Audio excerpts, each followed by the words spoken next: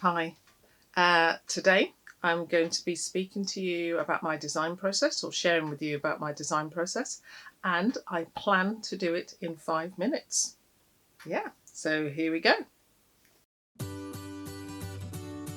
Why use the design process? Well, I use the design process because it creates structure for me in what I'm doing. It's like a systematic approach to resolving a problem. Without this, I find that I will go off into a creative world and just design something and then later on find that it hasn't actually even resolved the problem. And so I'm going to share with you 5 simple, relatively, I think, simple steps to design. This process is not necessarily set in stone. You may find something else more helpful, but this is what's been helpful for me so far while I've been studying graphic design. So let's go.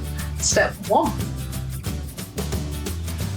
When I say understand the problem, I mean what is going on? What is it that you're trying to solve? What are the issues that the client has? And basically it's asking lots of questions, almost like becoming a detective really. It's finding out who the target audience, what is out there at the moment, who has a particular problem. When I mention problem, there's obviously a gap that the client has identified in the market and wants to reach. And I use sort of 2 main areas: research online, or I can actually go out and just observe, write down questions, ask things, find out background knowledge behind the client, or how have other organisations or competitors resolved that particular issue, what particular problems they've had, and the way that they've promoted and reached their target audience. So it's researching as much as possible. And then the second way that I actually do it is actually interview the client themselves, helping the client to actually think through the process and what is it that they're trying to achieve.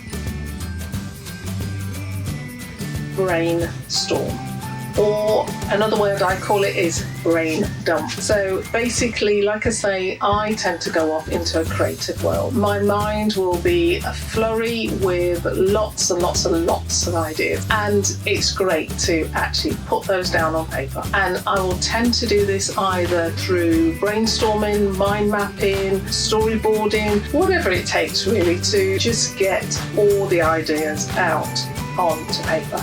And sometimes even when I'm travelling off to work on the tube, I will tend to use something like Microsoft Notes and just write down a list. So I would say get it all out there, write it down, and then the key aspect is leave it there, go off and come back to it another day. And I feel that is the key time that great creative ideas come in, because your brain is sort of processing what it is that you've thought. Sometimes you may even come up with something totally different. It will surprise you. So I would say leave it and come back to it another time.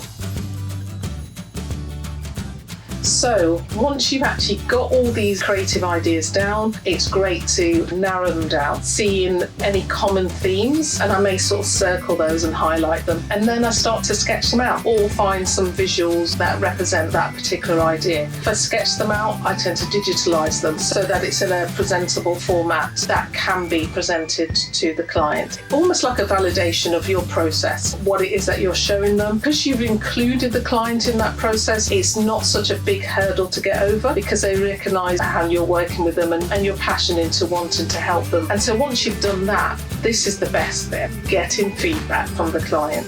It is so important to get feedback from the client. Design's never fait accompli. I've learnt to find out, is this right? Am I along the right lines, or am I way off the mark? And allow them to be critical. And listening is so important, so that the client is equally involved in the process, but also that you are aiming towards resolving the problem. So once you've got feedback, it's great to look at the design again and tweak them according to what the client's feedback has been. I often totally redesign the concept again. I know that can be slightly risky, but most of the time when I do that, it has been a lot more successful, and this is a lot more where the client is coming from. I normally take the notes and I research again and I tweak it, making the design even better. Once the client is happy to release the design, find out what it takes to reach that particular target audience. Depending on what the client's budget is, this is the time to actually launch your design as much as possible. So those have been my 5 steps to my design process. I hope they've been helpful for you. I know that they've really helped me through my design course. So like I say, there may be different processes for you, but thank you so much for watching, and I hope to see you next time.